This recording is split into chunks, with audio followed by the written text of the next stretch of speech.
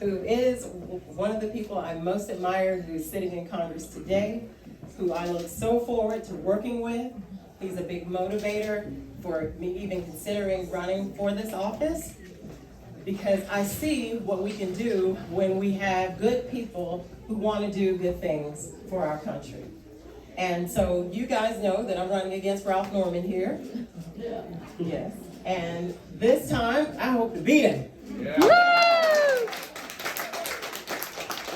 And I want to beat him, not just because I want to beat him, but I want to beat him for our state, for our district, for our country. Because what he's putting down is the same thing that all the other Republicans are putting down. When I think of Ralph, I think of Trump. They are two sides of the same coin, both born of privilege, and I do not slight privilege. It's a wonderful thing, but it's what you're doing with it and helping, whether you're going to use that for the good of your fellow man or not. And all I've seen Ralph Norman do is do it for himself. And I know this because of the way that he votes.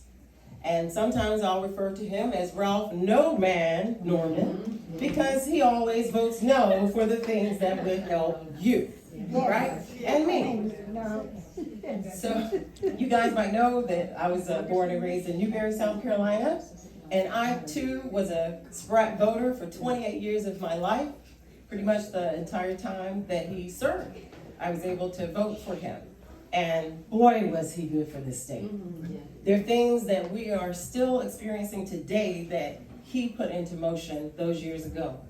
And I want that my service to you be the same thing, that what I do in Washington carries on way beyond my time there to affect the people in our community, in our lives. I'm a mom of 3 children, 3 grandchildren, and so I'm a public school attendee.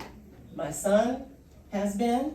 And so we've got to invest in our schools, our communities, our roads, obviously, and build, because our state, guys, we have been in a suppression type state.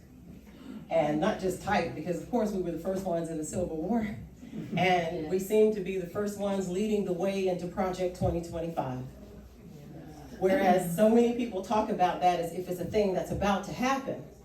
And clearly it is for those blue states who have enjoyed the freedoms that they enjoy. But for us, we've been suffering 2025 every day in so many ways. For instance, we have the 6-week ban on abortion. We have our schools being taken over by Moms for Liberty, people who are banning our books. There are places now where books have been taken out of the library. So when I mentioned to Congressman Connor about blue states saving red states, that is true in a lot of ways, but there's so much that red states are going to have to do for ourselves to save us. And it's not about black and white, it's about economics.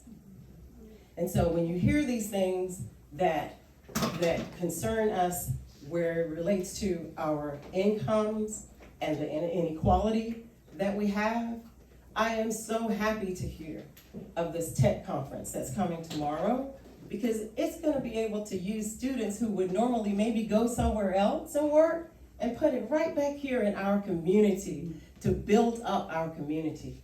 So for everything that this current administration, Biden, has done, which is astronomical, guys. He mentioned FDR. Well, and he also mentioned, well, how could we get from Trump to Lincoln? Well, it's pretty simple. We elected Reagan.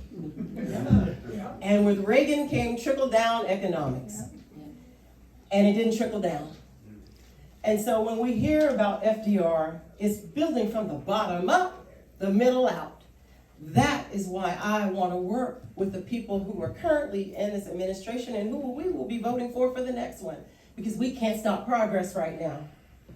We need to feel these things in this state. And the only way we're going to do it is to have the representation, to feel how infrastructure is going to affect our lives and bring the jobs, to feel that Inflation Reduction Plan help our environment. The biggest dent on helping our environment that's ever been made is in that plan. So it's that I want to bring home the good things that we're doing in Washington, because we're missing it now. Get a little bit here, a little bit there, and we see the trucks moving and we see stuff happening. But there have been so many questions throughout. Where's it going? Why isn't my area being touched? There's just a lot that I feel that with the representation, you'll have someone that you can count on that will be looking out for this community, us, our community.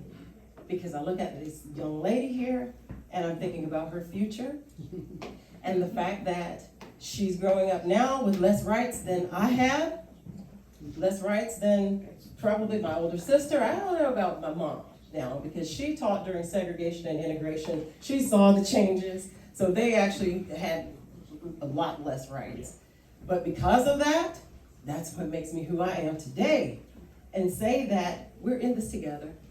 I just want to be there to represent each and every one of you in this room, so you can be proud of the person you have in DC, and know that I'm going to be here for you to make sure that we are benefiting from all the great things that are going on right now. So thank you very much. Yeah.